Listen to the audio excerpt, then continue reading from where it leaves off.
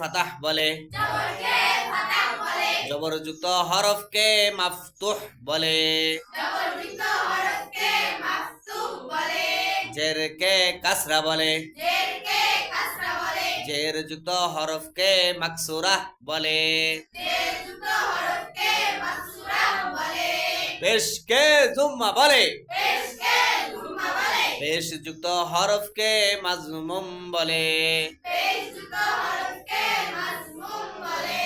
হরকত না হওয়াকে সুকুন বলে, জজমদানকারী হরফকে জাজেম বলে, জজম গ্রহণকারী হরফকে মাজজুম বলে, এক জাতীয় দুই হরফ মিলিয়ে পড়াকে তাসদীদ বলে,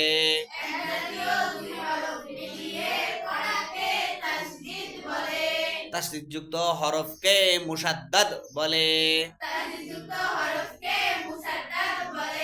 শব্দের বিভিন্ন প্রকার রূপকে সিগা বলে,